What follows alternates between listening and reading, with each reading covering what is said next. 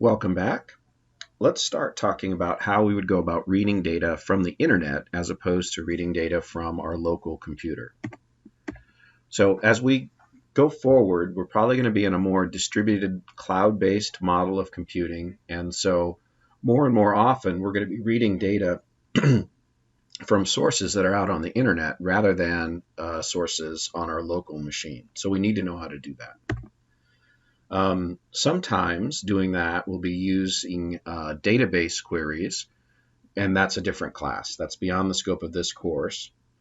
But sometimes data will be stored in these specifically formatted text files, and right now the two most popular types are comma-separated value, or CSV files, or JavaScript object notation, or JSON files. So when we are talking about reading data from the internet, there's two problems we need to solve. First of all is how do we actually get the files from the internet? And then secondly, how do we read, process the CSV or JSON files once we actually have it? So we're going to start the second question first, starting with CSV data. And for the time being, we're going to assume that it's stored locally. So let's talk about how to use CSV files. Now you know that we have the split method from the string class, so we could use our text file reading functions and then the split function to split the lines ourselves based on commas, because commas separate each of the things in a CSV file. But a less error-prone approach is to use the reader method from the CSV module. So someone's already written a module specifically designed for reading CSV files. And so what this will do then is put the data into one list of strings for every line in the CSV file. So in other words, when we read a line, what we'll get back is a list of strings, which are the fields of that thing, broken down by their comma delimiters. So if you look at table 5.7, that will give you some more information on that function. And if we look at session 5.5 for some examples, we can watch that in action.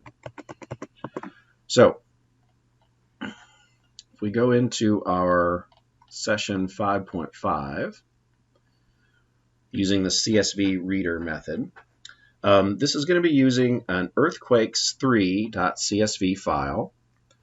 So I'm going to grab that right quick, upload it, and then we'll be ready to go on our example.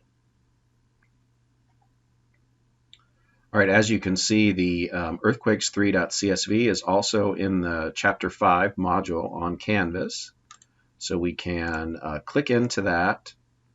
It will show a preview eventually, but what I'm really interested in is downloading that. So I'll save it to my computer in the downloads area, and then drag it up into my file system here. And now I've got it ready to go. So let's look at this session. What we have is an open statement, just like we had before. Okay, so we open Earthquakes CSV for reading as the in-file file object, and then we build our CSV reader based on that file object.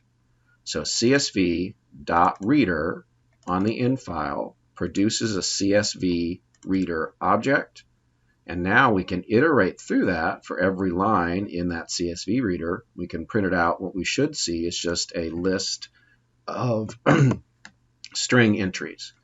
Okay, so our first line is the metadata line that has the name of every column, and then the second one is data according to those columns.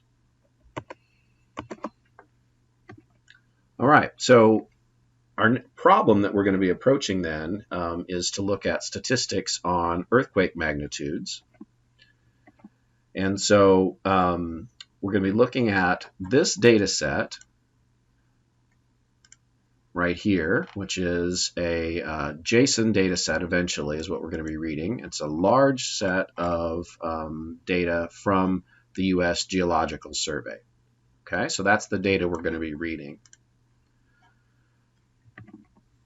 We're going to start with that earthquake3.csv file, which is a small subset, and then work our way up. And again, that earthquakes3.csv is in the Canvas module, so you can find it there. And again, the first line of that file is the metadata that tells us what each column of the succeeding lines contain.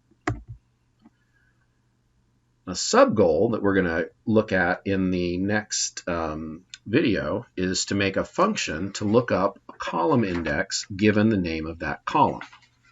Okay, so in other words, if we looked at that CSV file again, here in the metadata, if we wanted the magnitude column, I need to know which index that value is, 0, 1, 2, 3, 4. So I want a way to provide the name, mag, and what I want to get back is the index of that. Okay, and that's what we'll be doing next in the next video. We'll do that using a while loop.